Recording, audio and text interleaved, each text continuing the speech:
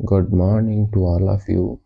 तो आज की क्लास में हम जो चैप्टर 4 है, चैप्टर 4 में जो ऑपरेटर्स हमारे चल रहे थे, ऑपरेटर्स में हमने एरिथमेटिक ऑपरेटर कवर कर लिया है कि एरिथमेटिक ऑपरेटर क्या होते हैं, कौन से होते हैं और उनका जो है प्रेसिडेंस, किस ऑपरेटर की प्रेसिडेंस हायर होती है, किसकी लो होती है, ये सारी चीज़ें हमने देख लिया। और इसके बाद में हमने अगला जो ऑपरेटर कंपैरिजन या रिलेशनल ऑपरेटर, वो भी हमने कवर कर लिया, जहाँ पे हम क्या करते हैं, दो वैल्यू को आपस में कंपेयर करते हैं और दो वैल्यू को कंपेयर करने के बाद में हमें जो रिजल्ट मिलता है वो किसमें, बूलियन वैल्यू यानी कि ट्रू और फॉल्स में रिटर्न किया जाता है।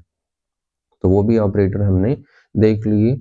और फिर उसके बाद अगर हम आगे बढ़ते हैं तो इसके बाद में हमने इसके साथ साथ में जो हमारे रिलेशनल ऑपरेटर हो गए थे, रिलेशनल के बाद में हम जो बात करते हैं वो है लॉजिकल या बूलियन ऑपरेटर।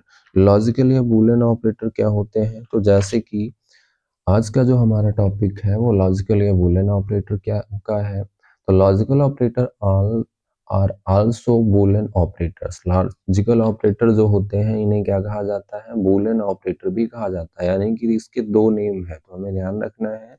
चाहे लॉजिकल ऑपरेटर वर्ड दिया जाए और चाहे तो हमें लॉजिकल बूलियन ऑपरेटर वर्ड पूछा जाए, दोनों एक ही बात है। जैसे कि अगर हम इससे पीछे जाते हैं, पॉइंट 2 या टाइप 2 में हमने पढ़ा था कौन सा, रिलेशनल या कंपैरिजन। हम उसे रिलेशनल भी बोलते हैं, हम उसे कंपैरिजन भी बोलते हैं।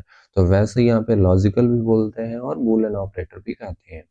तो logical operator are also called boolean operators. It combine the result of one or more expression. ये क्या करता है, एक या एक से अधिक एक्सप्रेशन के रिजल्ट को कंबाइन कर देता है। जैसे कि एक एक्सप्रेशन है, एक तरफ से अलग रिजल्ट आ रहा है, दूसरी तरफ से अलग रिजल्ट आ रहा है, तो ये दोनों को क्या कर देता है, कंबाइन कर देता है और सिंगल रिजल्ट में कन्वर्ट कर देता है। And these are called logical operation. इसी वजह से इसे क्या कहते हैं, इन्हें लॉजिकल ऑपरेटर कहते हैं।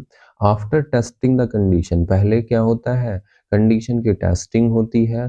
टेस्टिंग के बाद they return the logical status true और फॉल्स, और ये भी रिटर्न किस में करते हैं हमें रिजल्ट, तो ये भी ट्रू फॉल्स में ही देते हैं। जिस तरीके से रिलेशनल या कंपैरिजन हमें ट्रू फॉल्स में ही रिटर्न करता है। Python test an expression with in and और आर। पाइथन में किसी भी एक्सप्रेशन का की टेस्टिंग करने के लिए एंड और आर दो हमें लॉजिकल ऑपरेटर है, और इसके अलावा तीसरा हमें नॉट भी मिल जाता है। Operator from left to right and return the latest value. तो ये जो इवेलुएट होते हैं किस तरफ, किस डायरेक्शन में होंगे, लेफ्ट टू राइट ही होंगे। और हमें क्या करते हैं, लास्ट वैल्यू को टेस्ट करते हुए और फिर हमें इवेलुएट करके रिजल्ट देते हैं। तो लॉजिकल ऑपरेटर क्या है, लॉजिकल ऑपरेटर को बूलियन ऑपरेटर भी कहा जाता है। यह एक या अधिक, कई बार सिंगल एक्सप्रेशन पे काम करेगा, हमें रिजल्ट देगा। कई बार क्या होगा, एक से अधिक एक्सप्रेशन होंगी, उनको कंबाइन करके हमें रिजल्ट देगा। तो यह एक से अधिक एक्सप्रेशन के परिणामों को जोड़ता है और इन्हें लॉजिकल एक्सप्रेशन भी कहते हैं। कंडीशन की जांच करने के बाद ये लॉजिक की स्थिति ट्रू या फॉल्स लौटाते हैं। तो पहले क्या करेंगे, कंडीशन की टेस्टिंग करेंगे और फिर उसके बाद हमें ट्रू या फॉल्स रिटर्न करके देते हैं। पाइथन में एंड और ऑपरेटरों का उपयोग एक्सप्रेशन की जांच बाएं से दाएं की जाती है, यानी कि इसकी जो एसोसिएविटी रहती है तो वो किस डायरेक्शन में रहेगी, लेफ्ट टू राइट ही रहेगी। और जांचा गया अंतिम मान जो होता है वो लौटाया जाता है। There are 3 type of logical operator in Python. Python में हमें 3 प्रकार के लॉजिकल ऑपरेटर मिलते हैं। कौन कौन सा होता है, एंड होता है, और होता है और नॉट होता है। जब भी पूछा जा रहा है कि ऑपरेटर कितने प्रकार के हैं, कौन से लॉजिकल ऑपरेटर, तो वो 3 प्रकार के होते हैं। कौन कौन से हैं, एक एंड है, दूसरा नॉट है और एक और है। जैसे कि यहाँ पे एक्सप्रेशन की जो बात की गई है कि ये दो एक्सप्रेशन को सिंगल रिजल्ट में कन्वर्ट करता है, तो यहाँ पे अगर हम देखते हैं तो हमारे पास 2 एक्सप्रेशन है। पहले में क्या दिया गया है कि इतना को सॉल्व करेंगे कि 2 क्या है, बड़ा है 5 से, ये सिंबल दिया गया 2 ग्रेटर 5। तो ये कंडीशन ट्रू है या फॉल्स है, तो यहाँ से अगर हम देखते हैं हमें ट्रू मिल रहा है कि ये रिटर्न कैसा करेगा, रिजल्ट हमें ट्रू देगा, क्योंकि कौन सा ऑपरेटर है, ये कंपैरिजन। इधर को अगर हम देखते हैं तो इसको टेस्टिंग करते हैं, क्या आ रहा है कि 2 <1, ये बता रहा है कि 2, ये ट्रू नहीं, यहाँ पे फॉल्स है, सॉरी, ये यहाँ से हमें क्या मिल रहा है, फॉल्स मिल रहा है। और ठीक इसी तरीके से अगर हम देखते हैं तो इधर क्या दिया गया है, 2 लेस देन 1, 2 छोटा है 1 से, कंडीशन ट्रू है या फॉल्स है, तो ये भी कंडीशन फॉल्स हो रही है। तो यहाँ से भी क्या मिल गया, फॉल्स मिल गया। तो हमारे पास अब बचा क्या है, बचा है हमें एक तरफ से फॉल्स मिल गया, बीच में बैठा हुआ है और एक तरफ भी फॉल्स बैठा हुआ है। तो अब क्या होगा कि यहाँ पे और क्या है, एक लॉजिकल या बूलियन ऑपरेटर है, अब ये इन दोनों पे काम करेगा। तो फॉल्स, फर्स्ट वैल्यू भी फॉल्स है, दूसरी भी फॉल्स है, तो ये फाइनल हमें क्या रिटर्न करके देगा यहाँ से रिजल्ट, तो हमें ये फॉल्स रिजल्ट देगा। तो इस तरीके से अगर हम देखते हैं तो दो हमारे पास एक्सप्रेशन थी, दोनों के रिजल्ट को इसने क्या कर दिया, सिंगल रिजल्ट में कन्वर्ट करके दे दिया है। इस वजह से हम इसे लॉजिकल कहते हैं। बूलियन ऑपरेटर इस वजह से बोला जा रहा है क्योंकि अगर हम देखते हैं तो ये और किस वैल्यू पे काम कर रहा है, बूलियन वैल्यू पे काम कर रहा है। इधर भी फॉल्स बूलियन वैल्यू है, इधर भी फॉल्स क्या है, बूलियन वैल्यू। तो डायरेक्टली किस पे काम कर रहा है, बूलियन वैल्यू पे ही काम कर रहा है इस वजह से, और बूलियन में ही रिजल्ट भी दे रहा है। तो इस वजह से भी बूलियन ऑपरेटर हम बोल ले रहे हैं। जैसे कि इन तीनों में अंतर क्या है, एंड और नॉट, जिसको हम देख लेते हैं कि एंड ऑपरेटर किस तरीके से काम करता है, कब ये हमें ट्रू देगा और कब हमें फॉल्स देगा। तो this operator evaluate true if both expression are true. तो जब दोनों एक्सप्रेशन क्या होंगी, ट्रू होंगी, तब फाइनल हमें ये क्या करेगा, ट्रू रिटर्न करेगा। अदरवाइज की स्थिति में अन्यथा की स्थिति में हमें क्या लौटाएगा, फॉल्स ही लौटाएगा। जैसे कि हमारे पास एक्सप्रेशन 1 है और एक्सप्रेशन 2 है, तो फाइनल जो हमें रिजल्ट देगा लॉजिकल ऑपरेटर, वो रिजल्ट क्या देगा, एक्सप्रेशन 1 अगर हमारे पास आई है इवेलुएट करने पर ट्रू और एक्सप्रेशन 2 फॉल्स है, तो फाइनल जो हमें मिलेगा वो क्या, फॉल्स मिलेगा। एक्सप्रेशन 1 या ए का रिजल्ट हमें जो मिला है वो फॉल्स मिला है और बी का ट्रू मिला है, तब भी ये हमें क्या देगा, फॉल्स ही देगा। ठीक इसी तरीके से एक्सप्रेशन 3 है जो ट्रू है, एक्सप्रेशन 1 ट्रू है और एक्सप्रेशन 2 भी ट्रू है, तो फाइनल हमें क्या मिलेगा, ट्रू रिटर्न करेगा। अगर यहाँ पर फॉल्स हो जाता है और यहाँ पर भी फॉल्स, बी भी फॉल्स है, तो फाइनल क्या मिलेगा, फॉल्स ही मिलेगा। तो ऐसे में अगर हम देखते हैं कि जो एंड ऑपरेटर है वो हमें ट्रू कब इवेलुएट करता है, करके देता है, या ट्रू रिजल्ट कब देता है, जब दोनों एक्सप्रेशन ट्रू होंगी तो ये ट्रू देगा, अन्यथा की स्थिति में हमें फॉल्स ही लौटाएगा। जैसे कि अगर हम इसका एग्जाम्पल लेना चाहते हैं कि हमारे पास एक वेरिएबल है, कौन सा है, m के नाम से हम एक वेरिएबल ले लेते हैं। तो हमारे पास m एक वेरिएबल है और m की वैल्यू जैसे कि 5 है, n एक वेरिएबल है जिसकी वैल्यू 10 है और o एक वेरिएबल है जिसकी वैल्यू 12 है। हम यहाँ पे कंडीशन लगाते, हम स्टेटमेंट बनाते हैं कि m ग्रेटर और इक्वल टू n और o less o less then m। तो ऐसे में यहाँ पे अब अगर हम इसको इवेलुएट करते हैं, सॉल्व करते हैं, तो क्या आएगा, m की वैल्यू कितनी है, 5 है। तो हमें यहाँ पे m की वैल्यू जो मिल रही है वो 5 मिल रही है, greater than equal to n की वैल्यू पुट करेंगे कितनी, 10 आ जाएगी। बीच में और लगा हुआ है, यहाँ पर o की वैल्यू कितनी है, 12 है, लेस देन m की वैल्यू 5 है।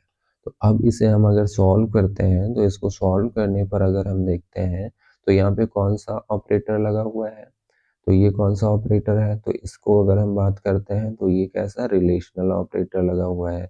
ये एक रिलेशनल ऑपरेटर है। इधर भी ये कैसा है, रिलेशनल ऑपरेटर है जो दोनों के बीच के रिलेशन को बताता है, और बीच में ये बैठा कौन सा ऑपरेटर है, तो ये लॉजिकल ऑपरेटर है। अगर हम प्रेसिडेंस की बात करते हैं तो सबसे हायर प्रेसिडेंस किसकी होती है, तो हाई टू लो की तरफ अगर हम बढ़ते हैं तो सबसे हाई प्रेसिडेंस होती है एरिथमेटिक, यानी कि एक एक्सप्रेशन जिसमें कंबाइन किए गए हैं। तो पहले एरिथमेटिक ऑपरेटर को सॉल्व करेंगे और फिर उसके बाद क्या करेंगे, फिर हम सॉल्व करेंगे रिलेशनल ऑपरेटर को, रिलेशनल या कंपैरिजन को, और फिर उसके बाद हम जो सॉल्व करेंगे वो लॉजिकल को सॉल्व करेंगे। तो इसकी जो प्रेसिडेंस आती है वो किसकी, रिलेशनल के बाद होती है, किसकी, लॉजिकल ऑपरेटर की। तो यहाँ पे लॉजिकल। तो ऐसे में हम क्या करेंगे, पहले इसको इवेलुएट करते हैं। क्या आता है कि 5 बड़ा या बराबर है 10 से। कंडीशन क्या है, ट्रू है या फॉल्स है। तो हमें यहाँ से मिलेगा फॉल्स। फिर इसको एक्सिक्यूट अगर हम सॉल्व करते हैं, 12 छोटा है 5 से, तो इधर के से भी क्या मिला, फॉल्स मिला। और बीच में कौन बैठा हुआ है, और बैठा हुआ है। तो फाइनल जो हमें यहाँ से रिजल्ट मिल जाएगा वो कौन सा रिजल्ट मिलेगा, फॉल्स रिजल्ट मिल जाएगा। तो ये इसका आंसर आ जाएगा। ठीक इसी तरीके से अगर हम यहाँ पे एक दूसरी एक्सप्रेशन बनाते हैं,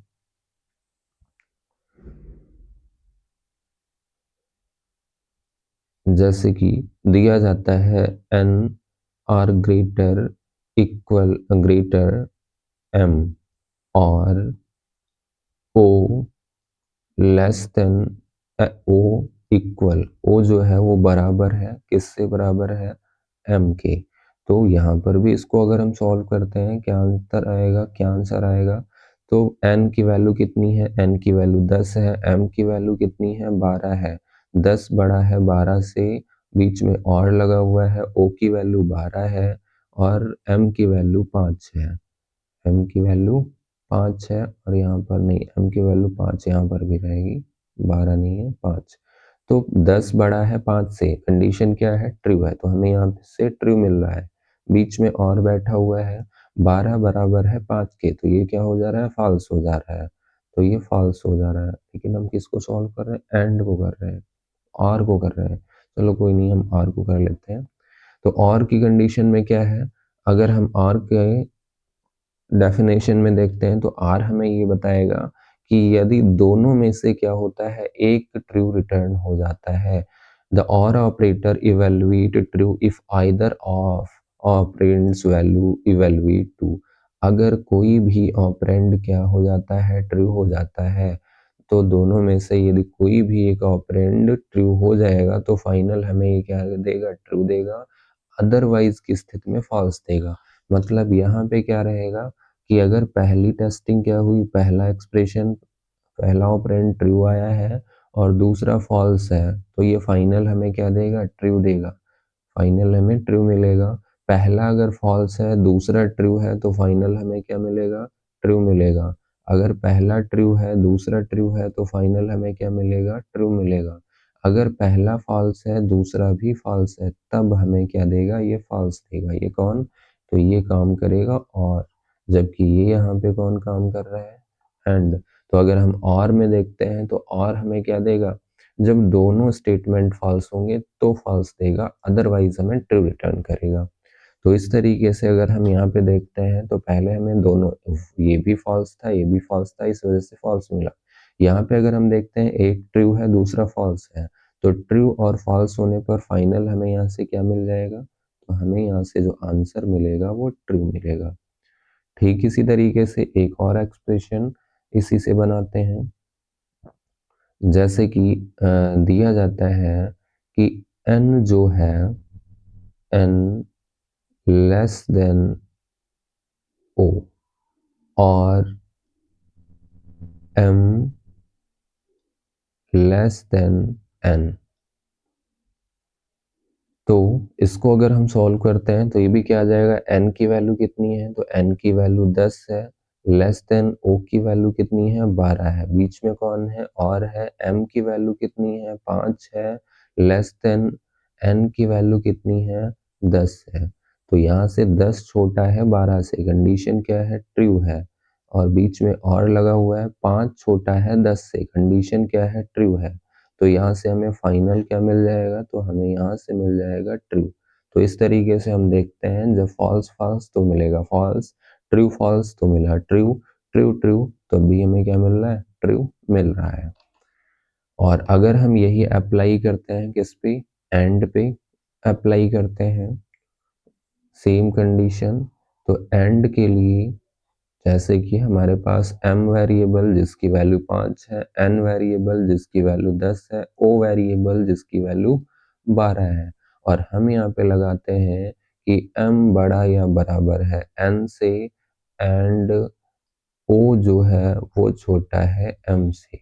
तो यहाँ से हमें क्या मिलेगा, जैसे कि m की वैल्यू कितनी है 5 है, बड़ा है या बराबर n की वैल्यू 10 है, बीच में एंड ऑपरेटर बैठा हुआ है, o की वैल्यू 12 है, छोटा है m की वैल्यू 5 है।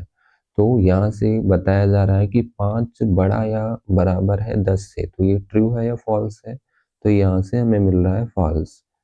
बीच में कौन बैठा हुआ है, एंड ऑपरेटर, 12 छोटा है 5 से, तो क्या मिल रहा है, फॉल्स मिल रहा है, तो यहाँ से भी हमें मिला फॉल्स।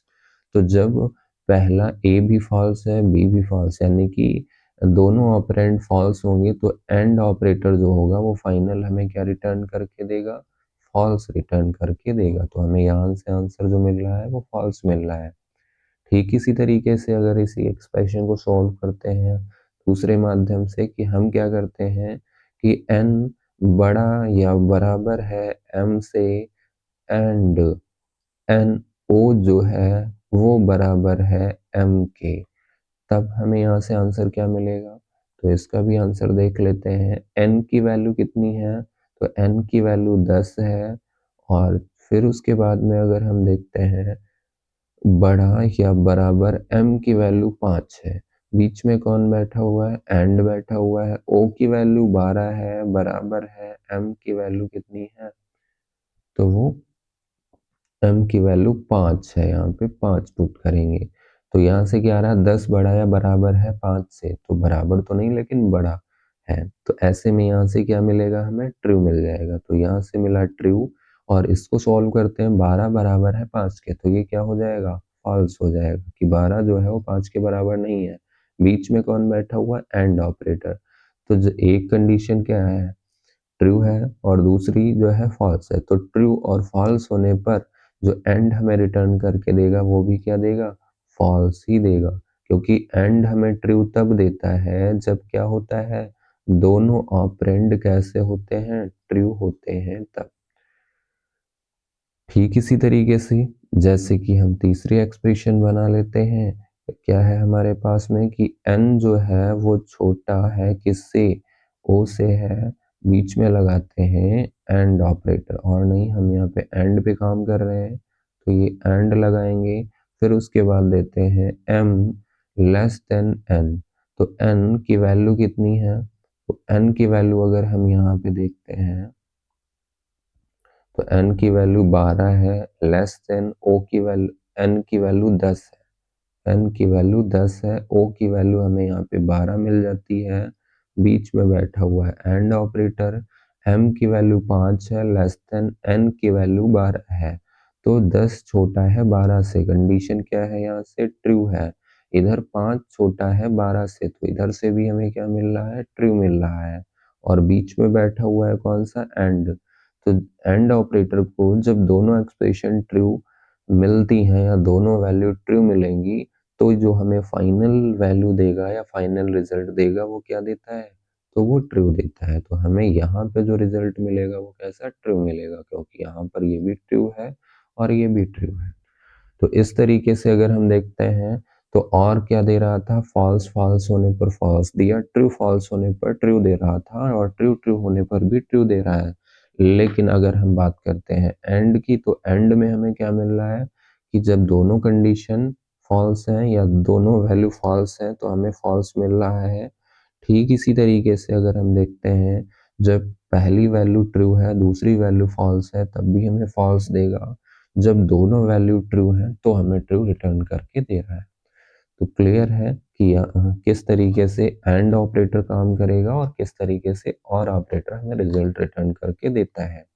जबकि लॉजिकल नॉट क्या करता है, तो logical not return true if expression is false, तो ये क्या करेगा, अगर एक्सप्रेशन जो होगी वो ट्रू होगी तो ये क्या लौट आएगा, फॉल्स लौट आएगा, और अगर एक्सप्रेशन फॉल्स होगी तो ये क्या लौट आएगा, ट्रू लौट आएगा। यानी कि ये ट्रू को क्या कर देगा, ट्रू को किस में बदल देता है, फॉल्स में बदल देता है, और अगर एक्सप्रेशन फॉल्स होगी तो फॉल्स को किस में बदल देता है, ट्रू में बदल देता है। लेकिन ये जो काम करेगा वो किस पे काम करेगा, जैसे कि अगर हमने देखा एंड किस पे काम कर रहा है, 1 2 डबल ऑपरेंड पे काम कर रहा है, नॉट किस पे काम करेगा, तो नॉट जो होता है ये सिंगल ऑपरेंड पे काम करता है, ये सिंगल ऑपरेंड या सिंगल वैल्यू पर ही काम करता है, पर कार्य करेगा। जैसे कि ये किस तरीके से काम करेगा इसको देख लेते हैं। तो इसके लिए भी हम आ जाते हैं, कुछ एक्सप्रेशंस ले लेते हैं जिनके माध्यम से समझ लेते हैं कि हमारे पास जो m है, m की वैल्यू कितनी दी गई है, तो m की वैल्यू जैसे कि 5 दी गई है, और n की वैल्यू जो दी गई है वो 10 दी गई है, और o की वैल्यू जैसे कि 12 दी गई है। और यहाँ पे हम एक्सप्रेशन लगाते हैं नॉट m ग्रेटर n। तो क्या दिया गया कि ये सिंगल ऑपरेंड पे काम करेगा, तो यानी कि यहाँ पर एक ही एक्सप्रेशन रहेगी। अब ऐसे में क्या है, ये कौन सा ऑपरेटर नॉट है, लॉजिकल है, और ये जो ग्रेटर लगा हुआ ये कैसा है, रिलेशनल या कंपैरिजन है। तो हायरार्की या एक तरीके से प्रेसिडेंस किसकी हायर है, तो लॉजिकल की लो है और रिलेशनल या कंपैरिजन की हायर है। तो पहले हम रिलेशनल या कंपैरिजन को एग्जीक्यूट करेंगे। तो यहाँ पे बताया जा रहा है m की वैल्यू कितनी है, 5 है, ग्रेटर n की वैल्यू कितनी है, 10 है। 5 बड़ा है 10 से, कंडीशन ट्रू है या फॉल्स है, तो हमें यहाँ से जो मिलेगा वो फॉल्स मिलेगा। तो यहाँ से हमें फॉल्स मिल रहा है, तो एक्सप्रेशन हमारी क्या आई है, फॉल्स आई है। लेकिन बैठा कौन यहाँ पे है, नॉट बैठा हुआ है। तो नॉट क्या करता है, अगर इसे फॉल्स मिलेगा तो ये ट्रू में बदलता है, और ट्रू मिलेगा तो ये फॉल्स में बदलेगा। तो जब ये यहाँ से एग्जीक्यूट होगी तो ये हमें रिटर्न क्या देगा, ट्रू रिटर्न करके देगा। तो हमें यहाँ से जो आंसर मिल रहा है वो क्या, ट्रू मिल रहा है। ठीक इसी तरीके से ये फॉल्स कब देगा, जैसे कि हम यहाँ पे लगा देते हैं नॉट 10 या n ग्रेटर इक्वल m। तो नॉट ग्रेटर इक्वल m, तो n जो है वो n से बड़ा या बराबर नहीं है। तो ऐसे में n की वैल्यू कितनी है, तो n की वैल्यू हमें 10 मिल जा रही है, बड़ा या बराबर m की वैल्यू 5 है। बैठा कौन यहाँ पे है, नॉट बैठे हैं। तो 10 बड़ा या बराबर है 5 से, तो हम पहले क्या यहाँ पर किस तरीके से टेस्टिंग होती है, तो दोनों सिंबल में से कोई एक सिंबल की कंडीशन ट्रू अगर हो गई तो ये फाइनल ट्रू हो जाएगा। तो इस तरीके से अगर हम देखते हैं तो 10 जो है वो 5 से बराबर तो नहीं लेकिन बड़ा है, तो हमें यहाँ से क्या मिलेगा, ट्रू रिटर्न करके देगा ये ऑपरेटर। लेकिन यहाँ पे जो बैठा हुआ है नॉट ऑपरेटर ये कहता है नहीं, अगर आप हमें ट्रू दोगे तो हम क्या लौटाएंगे, फॉल्स लौटाएगा ये, और आप अगर हमें फॉल्स दोगे तो हम ट्रू लौटाएंगे। तो इस नॉट को यहाँ पे क्या मिल रहा है, ट्रू मिल रहा है। तो ये फाइनल हमें क्या रिटर्न करके देगा, फॉल्स रिटर्न करके देगा। तो क्लियर है कि तीनों में क्या अंतर है, एंड और नॉट में। फिर उसके बाद में जैसे कि यहाँ पर कंपैरिजन में भी कंबाइन यूजिंग, कुछ और डेफिनेशन थोड़ा सा ले लेते हैं। कंपैरिजन में भी combine using the Boolean operator and और or, and the outcome the comparison में be neglect with not these have lower priorities than comparison operator. तो सेम यही बात बताई गई है कि तुलना को बूलियन ऑपरेटर एंड और आर का उपयोग करके संयोजित किया जाता है, कि जो कंपैरिजन होते हैं वो किस पे होते हैं, वो केवल एंड और आर पे होते हैं, और तुलना परिणाम के नॉट के साथ नकारा जाता है। और तुलना करने का जो रिजल्ट आया है, जैसे कि हमने यहाँ पे क्या किया, कंपेयर ही तो किया, कंपेयर करके हमें रिजल्ट क्या मिला, फॉल्स। तो फॉल्स को हमने क्या, नेग्लेक्ट करते हुए या न करते हुए उसे ट्रू में बदल दिया, या ट्रू रिटर्न हमें करके दे रहा है कौन, नॉट। इसकी प्राथमिकता वरीयता तुलना ऑपरेटर की तुलना में कम होती है। तो जो किसकी यहाँ पे बात की जा रही है, तो यहाँ पर बात की जा रही है जो हमारे लॉजिकल ऑपरेटर होते हैं, वो चाहे एंड हो, चाहे और हो, चाहे वो नॉट हो, इनकी जो वरीयता या प्रेसिडेंस होती है वो कंपैरिजन ऑपरेटर की तुलना में कम होती है। जैसे कि अगर हम डायरेक्टली यहाँ पे वैल्यू पे ही काम करते हैं, ए की वैल्यू क्या है, ट्रू है, बी की वैल्यू फॉल्स है, तो ए में ट्रू है, बी में क्या है, फॉल्स है, तो फाइनल हमें यहाँ से रिटर्न क्या करेगा, एंड, तो हमें फॉल्स कर देगा, क्योंकि ट्रू और फॉल्स होने पर ही फॉल्स देगा। यहाँ पर ए की वैल्यू ट्रू है, बी की वैल्यू क्या है, फॉल्स है, बीच में कौन बैठा हुआ है, और, तो हमें क्या मिल जाएगा, यहाँ से ट्रू रिटर्न हो जाएगा, ये हमें ट्रू दे देगा। ठीक इसी तरीके से अगर हम देखते हैं, दिया गया नॉट बी, बी के अंदर क्या है, फॉल्स है, लगा हुआ है कौन, नॉट, तो नॉट क्या करता है, फॉल्स को ट्रू में बदलता है, यानी कि उल्टा कर देता है, तो ये हमें रिटर्न क्या करके देगा, ट्रू दे देगा। ठीक इसी तरीके से ए में क्या दिया गया है, ट्रू दिया गया है। अब जब ए में ट्रू दिया गया, नॉट उसमें किसमें बदल देगा, फॉल्स में बदल देगा, तो हमें यहाँ से मिल जाएगा फॉल्स। दिया गया है ए नॉट बी, ए जो है वो A not B, A not B, यहाँ पे ये जो है ये आपका एरर देगा, क्योंकि ये सिंगल ऑपरेंड पे ही काम करता है। तो नॉट बी दिया गया, तो बी की वैल्यू क्या हो जाएगी, फॉल्स है। जब बी की वैल्यू फॉल्स है तो हमें यहाँ से क्या मिलेगा, ट्रू मिलेगा। तो हमें यह ध्यान रखना है कि जो नॉट ऑपरेटर होता है वो क्या करेगा, रिजल्ट को उल्टा कर देगा। जिसके बाद में अगर हम देखते हैं hierarchy of operators, logical operator, जो लॉजिकल ऑपरेटर हमें 3 मिलते हैं, इनकी हायरार्की क्या रहती है कि कौन किस ऑर्डर में सॉल्व किया जाता है। तो the logical not operator has a higher precedence than other. तो जो नॉट होता है, नॉट की जो प्रेसिडेंस होती है वो क्या होती है, हायर होती है, किसकी तुलना में, अन्य की तुलना में, जैसे कि नॉट एंड और, ये इन तीनों की बात की जा रही है कि इन तीनों में से तीनों अगर एक ही एक्सप्रेशन में दिए गए हैं या दो दिए गए हैं, तो पहले किसको सॉल्व करेंगे, नॉट को सॉल्व करेंगे, फिर एंड को, फिर और को। तो ये हाई टू लो प्रेसिडेंस इसकी रहती है। तार्किक नॉट ऑपरेटर की प्राथमिकता अन्य ऑपरेटरों से अधिक है। तार्किक यानी कि लॉजिकल एंड और दोनों ऑपरेटरों की प्राथमिकता संबंध परक और अंक गणितीय ऑपरेटरों से कम होती है। संबंध परक होने का मतलब कौन से ऑपरेटर, ये हिंदी में दिया गया है, जिसका इंग्लिश क्या कहते हैं, कंपैरिजन ऑपरेटर। जो कंपैरिजन ऑपरेटर होते हैं, अंक गणितीय ऑपरेटर मतलब जो हमने इससे पीछे देखे एरिथमेटिक ऑपरेटर। तो एरिथमेटिक और कंपैरिजन दोनों से क्या होती है, लो प्रेसिडेंस होती है, किसकी, एंड और नॉट की। जैसे कि हमें यहाँ पे एक एक्सप्रेशन दी जा रही है, j बराबर 1 है, m बराबर 2 है, n बराबर -2 है।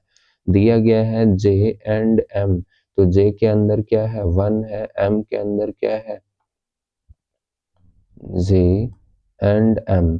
तो j एंड m हमें क्या रिटर्न करके देता है, तो हमें यहाँ पे j के अंदर 1 दिया गया है और m के अंदर क्या 2 दिया गया, बीच में कौन बैठा हुआ, एंड, तो हमें यहाँ से जो आंसर मिलेगा वो 1 मिलेगा।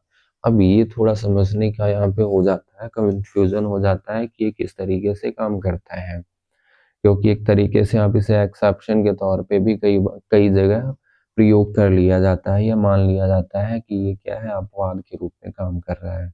लेकिन ये अपवाद नहीं, ये एक लॉजिक पे काम करता है। जैसे कि जो एंड ऑपरेटर हमने पढ़ा, चाहे एंड हो या और हो, ये कैसे बूलियन ऑपरेटर है या लॉजिकल ऑपरेटर है, ये किस पे काम करते हैं, बूलियन वैल्यू पे काम करते हैं।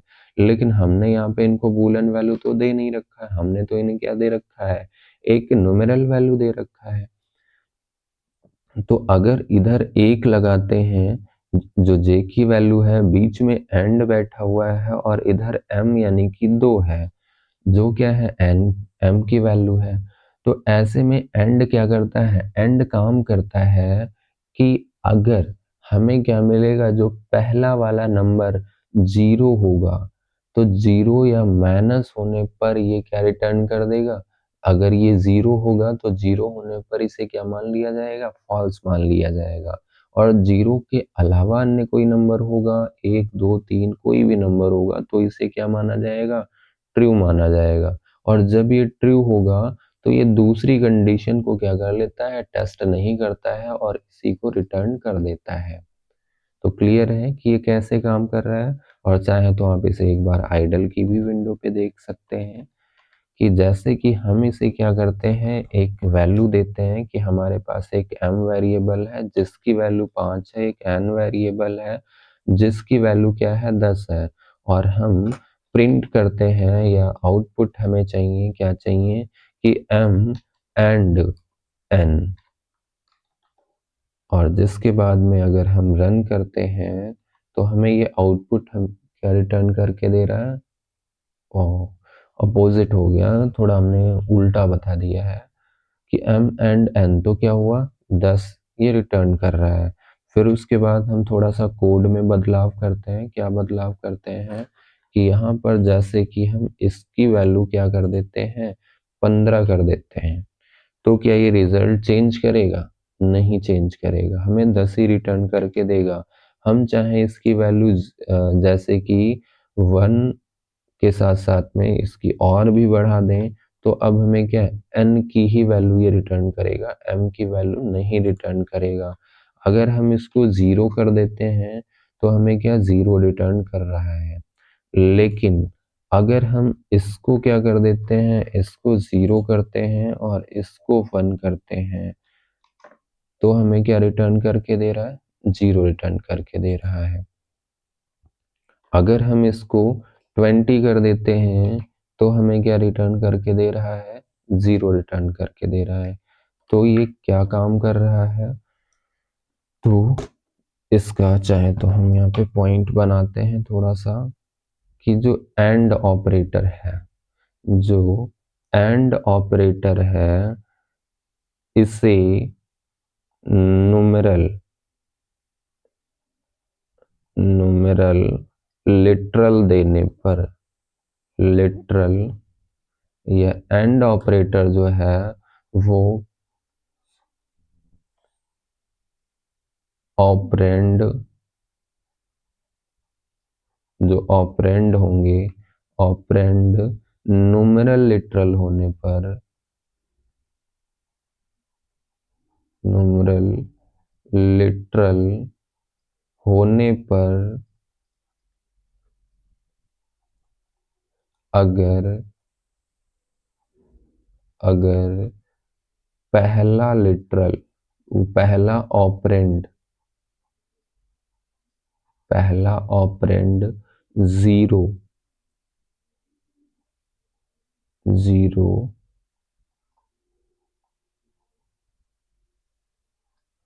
होता है तो रिजल्ट में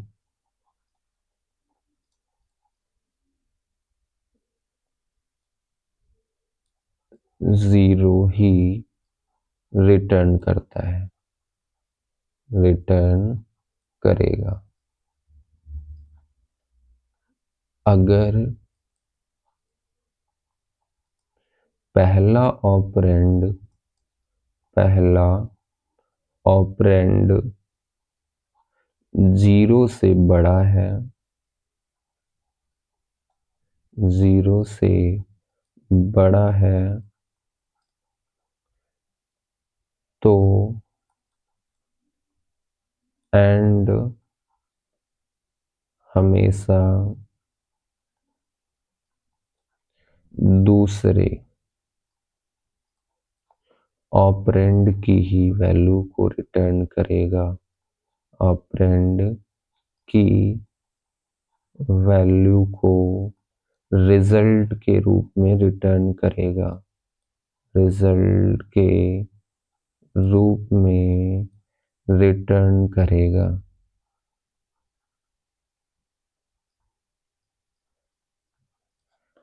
जैसे कि हमने नंबर क्या लिया कि जो है वो 5 एंड 10, तो 5 एंड 10 में जो हमें आंसर क्या मिलेगा, 10 मिलेगा, क्योंकि पहला जो ऑपरेंड क्या है, नंबर है, और क्या है, 0 से बड़ा है। दूसरा जैसे कि हम ले लेते हैं 0 एंड 20, तो 0 होने पर ये हमें रिजल्ट क्या देगा, 0 देगा, क्योंकि पहला ऑपरेंड क्या है, 0 है। तो ऐसे में दूसरे की वैल्यू कुछ भी हो कोई मतलब नहीं, ये पहले ही वैल्यू रिटर्न करेगा।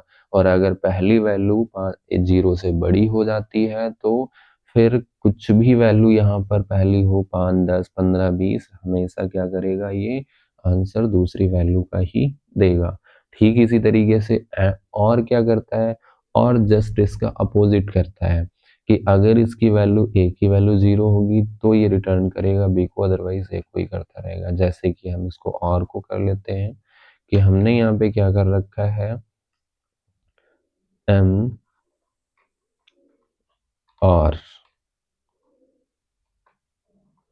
तो और पे हमें क्या रिटर्न करके दे रहा है, 20 दे रहा है कि जब m की वैल्यू क्या हुई, 0 यानी कि फॉल्स हुई, तो क्या कर रहा है, n की वैल्यू हमें रिटर्न करके दे रहा है।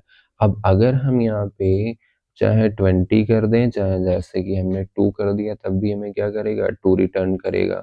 अगर हम यहाँ पे माइनस में भी कोई नंबर देते हैं, माइनस में करते हैं कोई नंबर, -1 करते हैं, तो हमें क्या दे रहा है, -1 रिटर्न करके दे रहा है। क्यों दे रहा है, पहली वैल्यू जो फर्स्ट ऑपरेंड की वैल्यू है वो 0 है। हम यहाँ पे क्या करते हैं, जैसे कि 5 करते हैं, लेकिन यहाँ पे वैल्यू क्या कर देते हैं, 9 कर देते हैं। तो अब ये हमें आंसर क्या देगा, 9 देगा। कि जब पहली वैल्यू 0 से बड़ी होगी और लगा हुआ है और, तो ये क्या रिटर्न करेगा, तो वो फर्स्ट वैल्यू ही रिटर्न करेगा।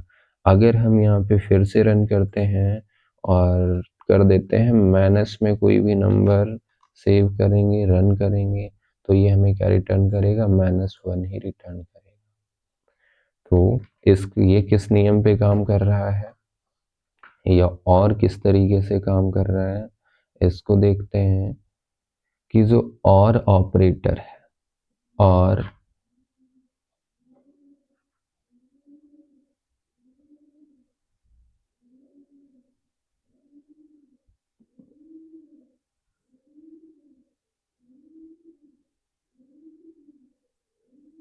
जब और ऑपरेटर के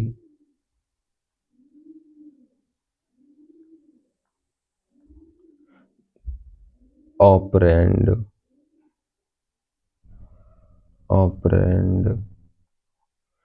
न्यूमेरल लिटरल होते हैं या नंबर लिटरल पर आधारित होते हैं,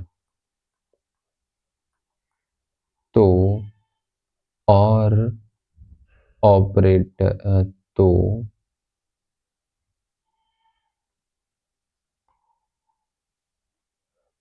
पहले ऑपरेंड की वैल्यू अगर, तो पहले ऑपरेंड की वैल्यू अगर 0 होती है, 0 होती है, तो यह रिजल्ट के रूप में, रिजल्ट में सेकेंड ऑपरेंड, सेकेंड ऑपरेंड को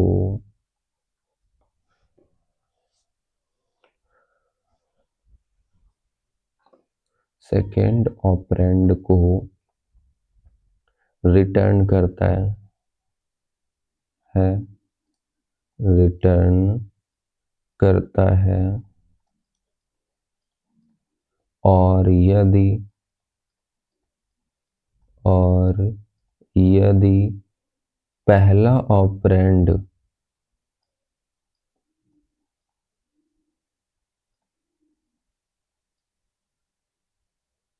जीरो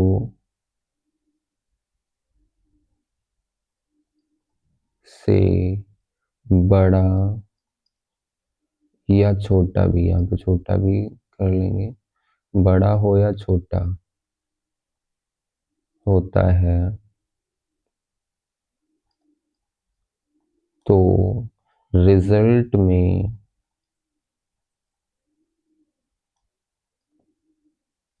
पहले ऑपरेंड की ही वैल्यू होती है, पहले ऑपरेंड की ही वैल्यू रिटर्न होती है।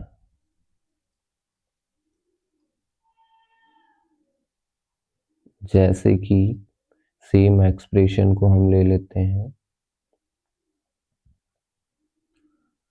कि दिया गया 5 एंड 10, तो 5 एंड 10 होने पर क्या दिया गया कि यदि पहला ऑपरेटर ऑपरेंड में की वैल्यू, यदि पहले ऑपरेंड की वैल्यू 0 होती है तो यह रिजल्ट में क्या करेगा, सेकेंड ऑपरेंड। तो यहाँ पे पहला ऑपरेंड 0 तो है नहीं, तो क्या रिटर्न करेगा, यहाँ से 5 रिटर्न करेगा, यानी कि पहला ऑपरेंड ही रिटर्न कर देगा। क्या दिया गया, ऑपरेंड, यदि पहला ऑपरेंड जो है वो 0 से बड़ा या छोटा होता है तो रिजल्ट में पहले ऑपरेंड की वैल्यू तो क्या है, 0 से ये बड़ा है।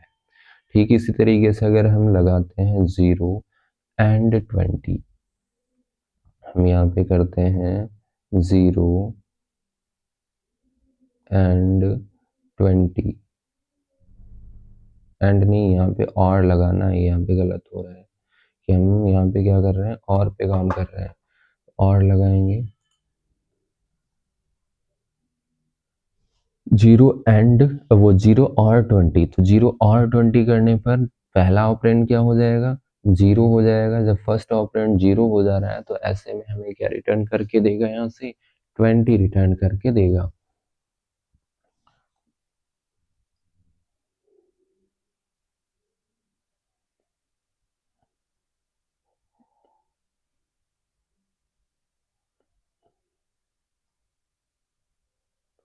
तो यहाँ पे लगेगा और ठीक इसी तरीके से 5 और 20, तो हमें यहाँ से आंसर कितना मिल जाएगा, 0 और 20, तो यहाँ पे क्या है, 0 और 20, तो यहाँ से हमें मिल जाएगा 20 आंसर।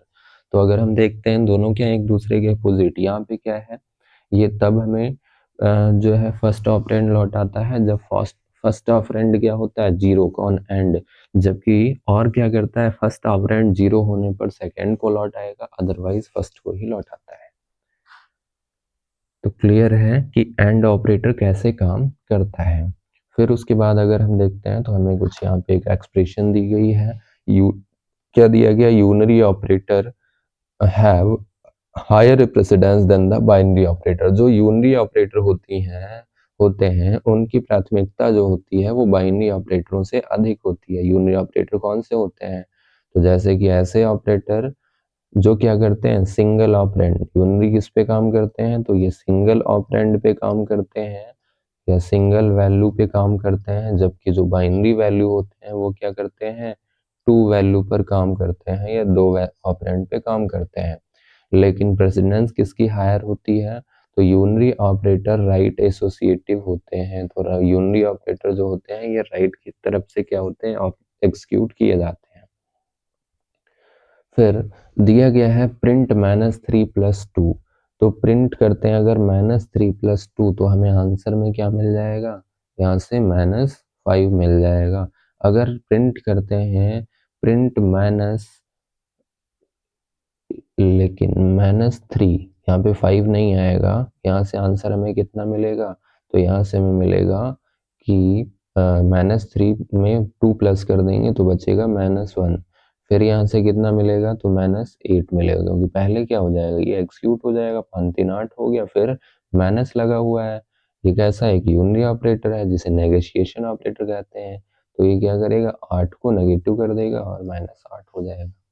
फिर नीचे अगर हम देखते हैं कि एक्सप्रेशन दी जा रही है कि x बराबर 4 है, y बराबर 2 है, z बराबर 4.0 है, k बराबर 50.0 है, तो a बराबर x equal y divide by z की वैल्यू क्या होगी। और फिर अगर हम प्रिंट करते हैं a को और प्रिंट करते हैं b को, तो ऐसे में यहाँ से आंसर हमें क्या मिल जाएगा, तो इसको फिट कर दो कि हम a बराबर x ब्रैकेट में x की वैल्यू 4 है, बराबर है y की वैल्यू कितनी है, 2 है, और फिर डिवाइड करते हैं, लेकिन यहाँ पे इक्वल नहीं होगा क्योंकि इक्वल ये यहाँ पे प्लस रहेगा, x + y,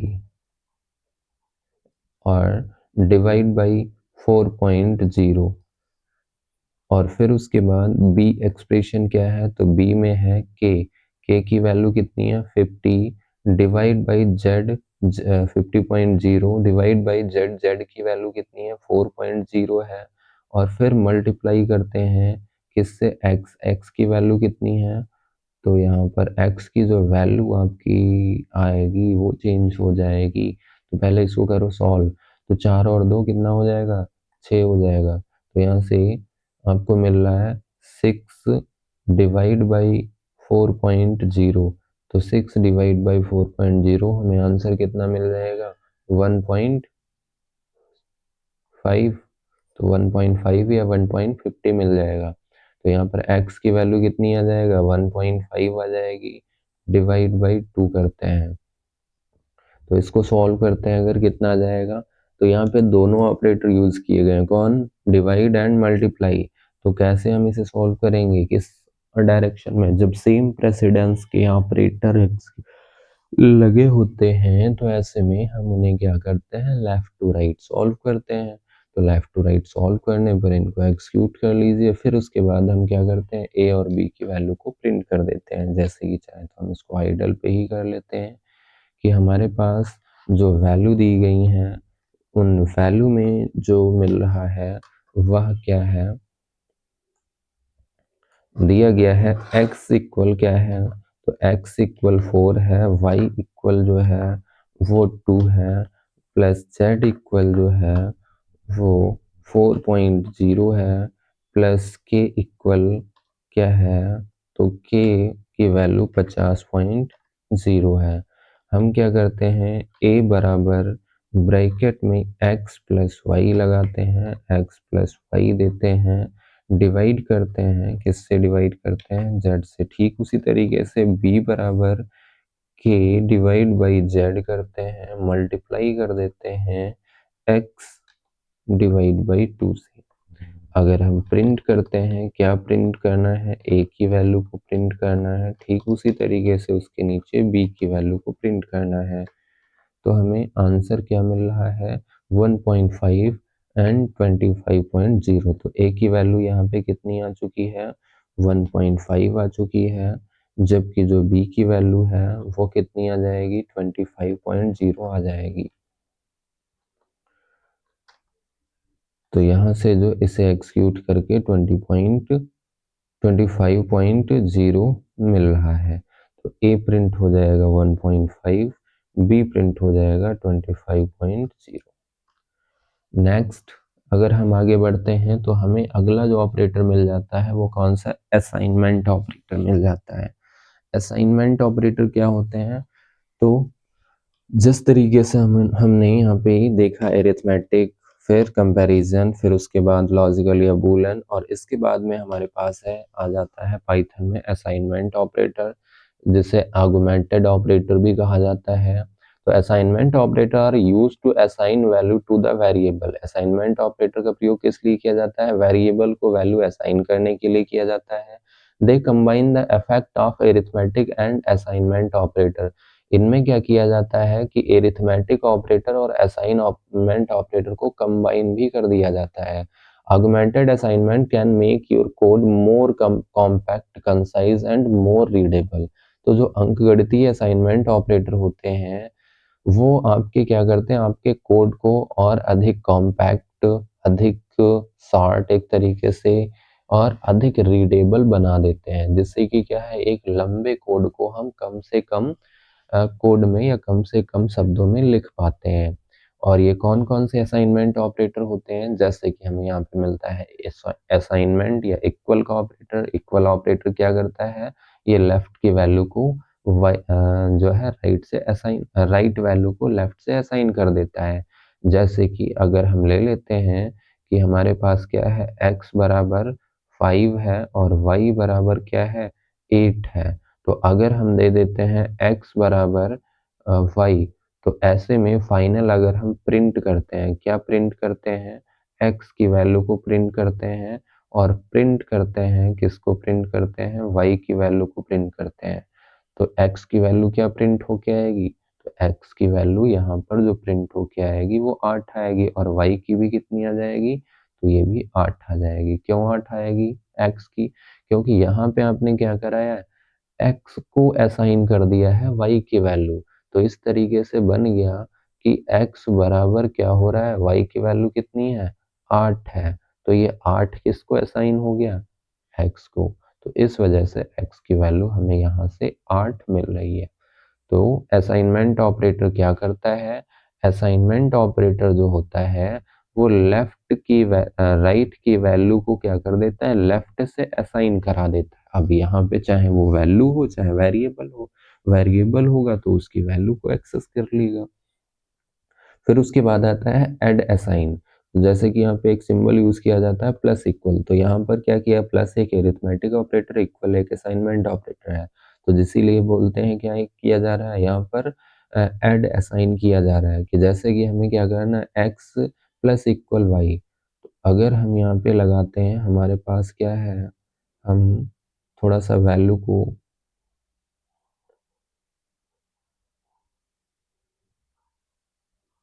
अपडेट करते हैं कि एक्स वाई हमने दिया। जब एक्स वाई दिया, एक्स बराबर वाई, तो अगर हम प्रिंट करते हैं किसकी वैल्यू को, एक्स की वैल्यू को, तो यहाँ से हमें क्या मिल रहा है, 8 मिल रहा है। ठीक उसी तरीके से अगर हम ले लेते हैं x x plus equal y, तो ऐसे में ये क्या बन जाता है कि हम क्या करना चाहते हैं, एक्स में एक्स प्लस वाई करना चाहते हैं।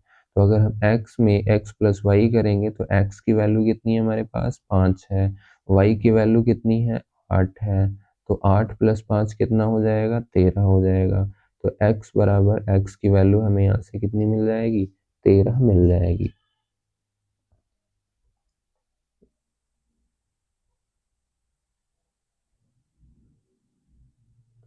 हमें यहाँ से आंसर x का वैल्यू कितना, 13 मिल रहा है। इसी तरीके से यहाँ से दिया गया x माइनस इक्वल वाई, तो माइनस इक्वल अगर हम इसे इवेलुएट करते हैं तो ये क्या दिया गया, x बराबर x माइनस वाई जो लिखते हैं उसी को ये शॉर्ट फॉर्म में कंबाइन कर दिया गया है। तो इससे अगर हम एक्सक्यूट करते हैं तो x बराबर क्या है, x की वैल्यू कितनी है, 5 है, y की वैल्यू कितनी है, 8 है, तो 5 से 8 माइनस होगा तो वैल्यू कितनी निकल के आएगी, -3, यहाँ से आंसर आ जाएगा। ठीक ठीक उसी तरीके से हम यहाँ पे क्या लेते हैं, x मल्टीप्लाई वाई, तो x multiply equal y, x multiply equal y लेते हैं, तो x बराबर से एवेलुएट करने पर x मल्टीप्लाई वाई ये एक्सप्रेशन बन रही। जब इसको सॉल्व करते हैं तो जैसे कि x बराबर क्या, x की वैल्यू कितनी है, 5 है, y की वैल्यू कितनी है, तो वो 8 है, तो ये कितना यहाँ से मिल जाएगा, 40 आंसर हमें मिल जाएगा। ठीक इसी तरीके से अगर हम लेते हैं x डिवाइड इक्वल वाई, जब डिवाइड इक्वल वाई लेंगे तो भी हमें यहाँ पे क्या करना होगा, x बराबर x डिवाइड बाई वाई करना है। तो इस तरीके से x को अगर हम 5 को क्या करते हैं, डिवाइड करते हैं 8 से, तो कितना आ जाएगा, तो ये 0.5 या कुछ इसी तरीके से आ जाएगा, 0.6 के ऊपर जाएगा कुछ। फिर उसके बाद में अगर हम लगाते हैं x मॉड्यूल इक्वल वाई, तो हमें क्या करना है, इसका मतलब है कि हम x को क्या करेंगे, y से भाग करते हुए जो शेष बचेगा उसे क्या कर देना है, x को असाइन कर देना है। तो ऐसे में हम यहाँ पे क्या करेंगे, x बराबर x की वैल्यू 5 है और यहाँ पे 8 है, तो यहाँ पे क्या आ जाएगा, 5 के पाँचों शेष में आ जाएगा। फिर उसके बाद आता है x एक्सपोनेशन इक्वल y, तो अगर हमने x एक्सपोनेशन y, फिलहाल ये वैल्यू बहुत लेंथी हो जाएगी, तो x एक्सपोनेंशियल इक्वल y, तो x बराबर हमें यहाँ पे एक्सप्रेशन बन रही है कि x एक्सपोनेंशियल y, तो इसे x बराबर क्या हो जाएगा, x की वैल्यू 5 है, इसकी पावर कितनी हो जाएगी, 8 हो जाएगी। तो x की पावर 8 जो वैल्यू आए वही क्या आ जाए, वो 5 की पावर 8 वैल्यू आए वही क्या आ जाएगा, x का आंसर आ जाएगा। तो इस असाइनमेंट ऑपरेटर में अगर हम देखते हैं तो यहाँ से क्या हो रहा है कि ये वाली जो एक्सप्रेशन बन रही, ये जो बन रहा है इसी को क्या किया गया, यहाँ पे शॉर्ट में लिया गया है। हम चाहें तो इस तरीके से लिखें x बराबर x मल्टीप्लाई वाई, और चाहे इसे शॉर्ट तरीके से लिखना चाहते हैं तो इस तरीके से भी लिख सकते हैं। चाहे तो हम इस तरीके से अभी तक लिखते आ रहे थे कि हमें बताया जाता है कि x बराबर x के अंदर आपको x की वैल्यू को y से डिवाइड करते हुए डालना है, तो हम ये कर रहे थे। लेकिन अब हम क्या कर सकते हैं, यहाँ पर 2 बार x लिखने की ज़रूरत नहीं है, हम शॉर्ट में दे सकते हैं। अगर हम इसको एक बार आइडल पे करना चाहते हैं तो आप आइडल पे कर लीजिए, जिससे कि कंफ्यूजन अगर आ रही हो क्लियर हो जाए कि हमारे पास x की वैल्यू कितनी है 5 है और y की वैल्यू कितनी है जैसे कि 8 है। हम यहाँ पे क्या करेंगे, जैसे कि ले लेते हैं x बराबर x बराबर y लेते हैं, लेकिन यहाँ पे प्रोग्राम एग्जीक्यूशन होगा हमेशा x की न्यू वैल्यू ही उठाई जाएगी। x बराबर y कर लेते हैं द वैल्यू ऑफ x, और उसके बाद में हम क्या देते हैं इसे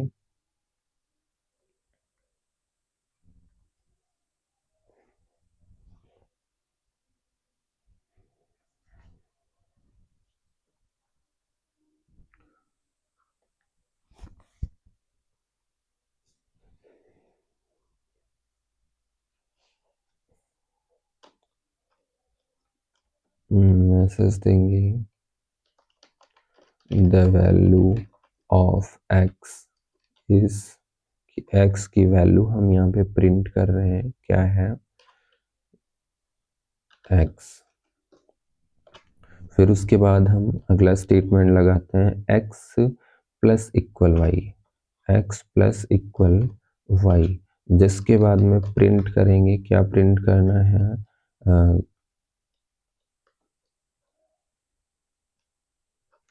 the value of x plus y, x और y की वैल्यू जोड़ने पर x प्लस वाई इज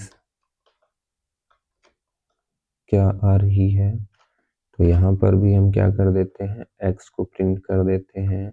फिर उसके बाद में हम क्या करते हैं x माइनस इक्वल वाई लगाते हैं, माइनस इक्वल वाई, जिसके बाद भी हम प्रिंट करते हैं, क्या प्रिंट करना है, तो वो देना है the value of x minus y, x minus y की वैल्यू क्या है, और फिर x को प्रिंट कर देते हैं।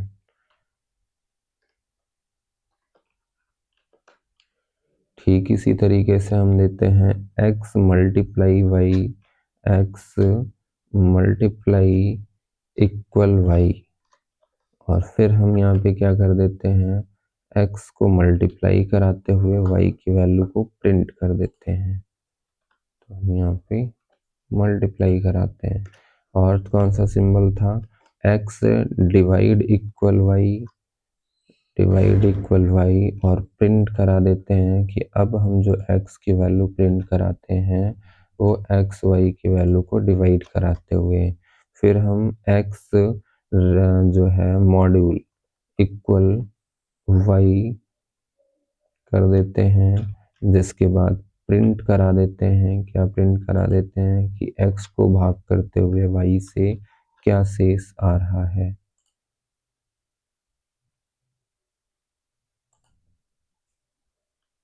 फिर एक और ऑपरेटर था, वो कौन सा है,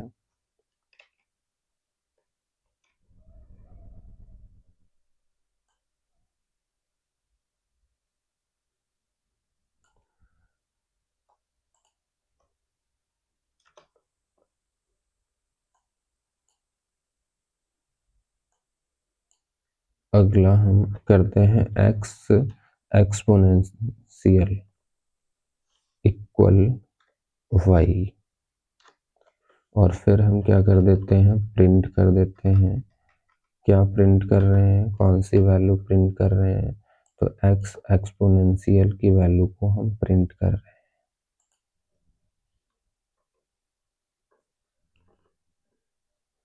सेव करते हैं, रन करते हैं, तो जैसा कि अगर हम देखते हैं तो हमें अलग अलग वैल्यूज मिल रही हैं, 8 मिल रहा है, 16 मिल रहा है, ये किस बेस पे मिल रहा है, हमने जो यहाँ पे कैलकुलेट किया था वो अलग तरीके से वैल्यू आई थी, तो अलग तरीके से क्यों आई थी वो हम मैनुअली यहाँ पे कर रहे थे, और ये जो हम कर रहे थे यहाँ पर x की वैल्यू हम ये वाली ले रहे थे एग्जाम्पल के रूप में एक्सेस कर रहे हैं, ना कि हम अपडेटेड ले रहे थे। और यहाँ जो प्रोग्राम होगा, प्रोग्राम हमेशा क्या करता है, वेरिएबल की नई वैल्यू को रिप्लेस या पुरानी वैल्यू को क्या करता रहता है, न्यू वैल्यू से रिप्लेस करता रहता है। तो ऐसे में हम न्यू वैल्यू पे पहुंचते रहते हैं। जैसे कि हम इस कोड को समझ लेते हैं कि x की वैल्यू हमारे पास कितनी थी, तो x की वैल्यू 5 है, y की वैल्यू कितनी है, 8 है। तो x के अंदर 5 और 8 गया तो 8 x के अंदर क्या है, y की वैल्यू जाती है, तो y की वैल्यू जाने पर x की वैल्यू यहाँ से कितनी हो जाएगी, 8 हो जाएगी, 8 प्रिंट हो गया। अब हमारे पास x इक्वल कितना, 8 हो चुका है। जिसके बाद हम क्या करते हैं, x प्लस वाई। तो यहाँ पर अगर हम देखते हैं तो x बराबर क्या हो जाएगा, तो x बराबर हमें मिल जा रहा है x प्लस वाई, और x की वैल्यू कितनी है, 8 है, प्लस y की वैल्यू 8 है, तो 8 और 8 16। तो यहाँ से हमें क्या मिल गया, 16 मिल गया। अब x की वैल्यू कितनी हो चुकी है, 16 हो चुकी है। ये किसकी वैल्यू है, x की है। तो यहाँ पे लगेगा एक्सप्रेशन कि x बराबर हम क्या करते हैं, x माइनस वाई। तो 16 से अगर हम माइनस कर देते हैं, y की वैल्यू कितनी है, 8 है, तो कितना बचेगा, फिर वापस हमें यहाँ से x की वैल्यू 8 ही बचेगी। ये भी क्या आई, x की ही वैल्यू आई है, ये भी x की ही वैल्यू है। फिर आगे क्या आता है कि x बराबर हमें क्या करना है, x की वैल्यू कितनी है, 8 है, और इसे मल्टीप्लाई कराएंगे, मल्टीप्लाई y से। तो 8 और y की वैल्यू कितनी है, यानी कि x कर लो यहाँ पे, 8 इंटू 8 कितना हो जाएगा, 64 हो जाएगा।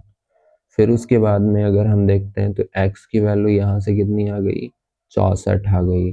अब x बराबर x डिवाइड बाई y करते हैं, तो 64 को अगर हम 8 से डिवाइड कर देते हैं तो कितना आ जाएगा, यहाँ से आंसर 8.0 आ जाएगा। ठीक उसी तरीके से अगर हम x को क्या करते हैं, x बराबर x को x को डिवाइड कर y से डिवाइड करते हुए शेष निकालना है। तो ऐसे में x की वैल्यू 8 बची हुई है, 8.0 बची हुई है। अगर शेष निकालते हैं 8 से ही डिवाइड करते हुए, तो 8 को 8 से भाग करेंगे, शेष कितना आएगा, 0 आएगा। तो x की वैल्यू क्या हो गई, 0 हो गई। अब यहाँ पर वही एक्सप्रेशन बन रही है कि x बराबर हम क्या करेंगे, x एक्सपोनेशन y लगा देंगे। तो x एक्सपोनेशन y, x की वैल्यू कितनी है, 0 है, एक्सपोनेशन आ जाएगा यहाँ पे, और y की वैल्यू 8 है। अब 0 की पावर 8, तो फाइनल क्या मिलेगा हमें, 0। 0 की पावर कितनी भी हो, फाइनली हमें 0 ही मिलता है जाके। तो इस तरीके से असाइनमेंट, ये ऑपरेटर है, कौन है, इक्वल है, plus equal, minus equal, divide equal, multiply equal, module या रिमाइंडर इक्वल, और एक्सपोनेंशियल इक्वल, जिनका हम पाइथन में यूज करते हैं किसी भी वैल्यू को असाइन करने के लिए। जैसे कि यहाँ पे एक और एक्सप्रेशन दी गई है, हम इसको थोड़ा सा सिंपल तरीके से और जल्दी से सॉल्व कर लेते हैं, ये क्लास का टाइम ओवर हो रहा है। जैसे कि a इक्वल 5 दिया गया, तो हम यहाँ पे अगर प्रिंट करते हैं, क्या प्रिंट करते हैं, और प्रिंट करते हैं a इक्वल b, तो आंसर क्या मिलेगा हमें यहाँ पर, a इक्वल b अगर प्रिंट करेंगे तो b की वैल्यू किसको असाइन की जाएगी, a को असाइन की जाएगी। तो हमें यहाँ से आंसर क्या मिलेगा, 15 मिलेगा। और ये ध्यान रखना है कि जब हम क्या करते हैं, प्रिंट के अंदर पास करते हैं, तो वैल्यू क्या होगी, बदलेगी नहीं। अगर हम अलग एक्सप्रेशन, जैसे कि इस प्रोग्राम में हम देखते हैं प्रिंट में केवल x को प्रिंट कर रहे हैं, हम इस एक्सप्रेशन को नहीं प्रिंट कर रहे हैं, प्रिंट के अंदर नहीं पास कर रहे हैं। अगर हम ये एक्सप्रेशन कहाँ डाल देते हैं, जैसे कि हमने इसको डाल दिया प्रिंट के अंदर, इस एक्सप्रेशन को पास कर देते हैं प्रिंट के अंदर,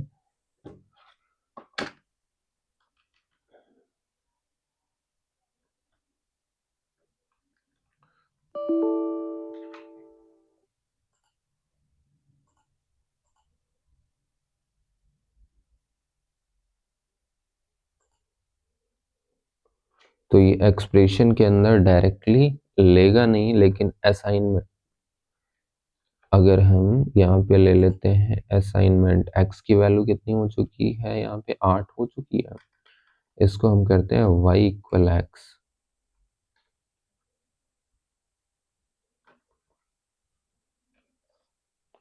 y इक्वल एक्स। अच्छा, ये भी नहीं लगेगा, got an expected keyword argument, ठीक है। तो हमें यहाँ पर क्या है, इस स्टेटमेंट को प्रिंट से बाहर ही रखना है। क्या था यहाँ पे, तो यहाँ पे था x प्लस इक्वल वाई। तो हमें यहाँ पे क्या करना है, जैसे कि हम प्रिंट करते हैं यहाँ पर, तो डायरेक्टली हम नहीं प्रिंट करेंगे, ये भी इसके लिए एक समस्या है कि a बराबर अगर c किया जाता है और हम प्रिंट करते हैं किसको, a को, तो यहाँ से हमें क्या मिल जाएगा, 0 मिल जाएगा। अगर हम करते हैं a माइनस इक्वल b, तो ऐसे में अगर हम a की वैल्यू यहाँ पे प्रिंट करेंगे तो हमें क्या मिल जाएगा, प्रिंट करते हैं a की वैल्यू को, तो a की वैल्यू प्रिंट करने पर क्या मिलेगा भैया हमसे कि a माइनस इक्वल b। तो ये क्या बन रहा है कि हमें क्या करना है, a बराबर a माइनस b करना है। a की वैल्यू कितनी है, 5 है, b की वैल्यू 15 है, तो ऐसे में 5 से 15 जाएगा तो कितना बचेगा, माइनस 10 बचेगा। तो a की वैल्यू कितनी आ जाएगी, माइनस 10 आ जाएगी। फिर अगर दिया जाता है जैसे कि b बराबर b प्लस इक्वल c, और हम प्रिंट करते हैं, क्या प्रिंट करते हैं, b को प्रिंट करते हैं, तो हमें यहाँ से क्या मिलेगा, तो यहाँ पर भी बन जाएगा कि b बराबर हम क्या करना चाहते हैं, b प्लस c करना चाहते हैं। b की वैल्यू 15 है प्लस c की वैल्यू 0 है, तो कितना मिलेगा हमें, 15 ही मिलेगा। तो यहाँ से भी हमें आंसर जो 15 ही मिल जाएगा। अगर हम करते हैं जैसे कि b equal b minus equal a, तो क्या प्रिंट हम यहाँ पे क्या करेंगे, किसको प्रिंट करेंगे, b को, तो क्या मिलेगा, तो हमें यहाँ से मिलेगा जैसे कि b बराबर b माइनस a करना, b की वैल्यू 15, a की वैल्यू कितनी है, 5 है, तो 15 से 5 जाएगा, कितना बचेगा, 10। तो यहाँ से हमें कितना मिल जाएगा, 10 मिल जाएगा। ठीक इसी तरीके से अगर c इक्वल या c मल्टीप्लाई इक्वल b लिया जाता है, तो इसका मतलब क्या है कि c बराबर c मल्टीप्लाई b करना है, c मल्टीप्लाई b, c की वैल्यू 0 है और मल्टीप्लाई b की वैल्यू 15 है। 0 से अगर हम मल्टीप्लाई करेंगे 15 को, तो फाइनल हमें कितना मिलेगा, 0 मिलेगा। तो यहाँ पर अगर हम इसे प्रिंट करते हैं, किसको प्रिंट करते हैं, सी को प्रिंट करते हैं, तो कितना आंसर आएगा, 0 आएगा। तो क्लियर है कि यहाँ पर वैल्यू कैसे ऐड होगी और कैसे असाइन होगी। और जो दूसरा, ये तो हमारा मैनुअली प्रोसेस है, थोड़ा प्रोग्राम का प्रोसेस अगर हम देख लेते हैं कि a बराबर क्या कर देते हैं, c कर देते हैं, प्रिंट करेंगे यहाँ से अगर हम a को, बस एक मिनट और, प्रिंट करते हैं c को, तो आंसर हमें यहाँ से कितना मिल जाएगा, प्रिंट करते हैं a को, तो हमें यहाँ से जो आंसर मिलेगा, a की वैल्यू कितनी है, तो a की वैल्यू 5, लेकिन c की वैल्यू कितनी, 0, तो यहाँ से हमें मिलेगा 0। फिर उसके बाद हम डालते हैं a प्लस इक्वल b, और फिर उसके बाद हम प्रिंट करते हैं, किसको प्रिंट करते हैं, a की वैल्यू को प्रिंट करते हैं, तो कितना आंसर मिलेगा, ए की वैल्यू यहाँ पे कितनी हो चुकी है, 0 हो चुकी है। तो यहाँ पे मिलेगा 0 प्लस बी की वैल्यू कितनी है, 15 है। 0 और 15 तो कितना आंसर आ जाएगा यहाँ से, 20 आ जाएगा। फिर उसके बाद दिया जाता है ए माइनस इक्वल बी और प्रिंट कर देते हैं, किसको प्रिंट कर देते हैं, बी को प्रिंट कर देते हैं। तो बी को प्रिंट करने पर क्या आ जाएगा, बी की वैल्यू कितनी है, 20 है। वो ए की वैल्यू कितनी है, 20 हो चुकी है और बी की वैल्यू कितनी है, 15 ही है। तो ऐसे में यहाँ से क्या आ जाएगा, कितना, ए की वैल्यू आंसर 5 मिलेगा। अगर दिया जाता है बी बराबर B minus B multiply equal B multiply equal A और हम प्रिंट करते हैं, क्या प्रिंट करते हैं, एक बी की वैल्यू को प्रिंट करते हैं, तो क्या मिलेगा, बी की वैल्यू कितनी है, तो बी की वैल्यू 15 है प्लस ए यहाँ पे लिया जा रहा है, तो ए की वैल्यू कितनी, 5 है। 15 इंटू 5 कितना हो जाएगा, 75 हो जाएगा। तो जो प्रोग्राम होता है या कोड होता है, जो कोड में जो वेरिएबल होते हैं, उन वेरिएबल की जो वैल्यू होती है वो हमेशा कौन सी, लेटेस्ट वैल्यू ली जाती है, अपडेटेड वैल्यू ली जा रही है। इसी वजह से हम देखते हैं यहाँ पर ए कितना हो गया, 0 हो गया। फिर अगर हम बी को ऐड कर रहे हैं तो कितना आ रहा है, यहाँ पर ए की वैल्यू कितनी, 0 प्लस 15, यहाँ से 15 आएगा, भाई ये तो गलत हो गया, चलो 20 कर लो और यहाँ से फिर कर लो, ये वाला स्टेटमेंट हटा दो, नहीं तो ये हो जाएगा गलत। और तो ए की वैल्यू कितनी है, 5 है, बी की वैल्यू कितनी है, 15, 15 5 20 हो जाएगा। अब ए की वैल्यू 20 हो चुकी है और जिससे हम अगर बी को माइनस करते हैं तो 20 से माइनस होगा 15, कितना बचेगा, 5। और फिर उसके बाद अब एक बी, जो बी की वैल्यू, बहुत मिस्टेक हुई यहाँ पे, यहाँ पर भी क्या करना है, हमें ए वेरिएबल प्रिंट करना। तो यहाँ पर ए वेरिएबल लिया गया, ए की वैल्यू बची 5। फिर उसके बाद हम क्या करते हैं, बी मल्टीप्लाई इक्वल ए करते हैं, तो बी को ए से मल्टीप्लाई कराते हैं। तो बी की वैल्यू कितनी है हमारे पास, 15 है, ए की वैल्यू कितनी है, 5 है। 15 इंटू 5 कितना हो जाएगा, 75। अब अगर फाइनल हम यहाँ पे प्रिंट करते हैं हमारे किस वेरिएबल की वैल्यू क्या है, हम यहाँ पे प्रिंट करेंगे कि प्रिंट करते हैं ए, प्रिंट करते हैं बी और प्रिंट करते हैं सी। तो ए की वैल्यू में क्या आ जाएगा, तो ए में जो हमें मिलेगा वो 5 मिलेगा, बी में जो मिलेगा वो 75 मिलेगा, सी में जो मिलेगा वो 0 मिलेगा, क्योंकि सी को हमने कहीं पर अपडेट ही नहीं किया है। तो सी जैसा था वैसा ही दिया गया। ए मॉडिफाई हुआ है कई बार, यहाँ पर ए 20 हो गया था लेकिन फिर माइनस हो गया, तो फिर 5 ही बचा हुआ है। तो ए यहाँ से निकल के आ जा रहा है, ये ए हो गया आपका अपडेटेड। और बी था 15 लेकिन यहाँ पे कैलकुलेशन हुई है, तो अब इसकी नई वैल्यू अपडेट होके 75 आ गई। तो आज की क्लास में सिर्फ इतना ही है, और इसके बाद जो अगला ऑपरेटर है वो बिटवाइज ऑपरेटर है। बिटवाइज ऑपरेटर जो है वो एक तरीके से बहुत ही कैलकुलेशन आधारित या है, जिसको हम अगली क्लास में डिटेल से बात करेंगे।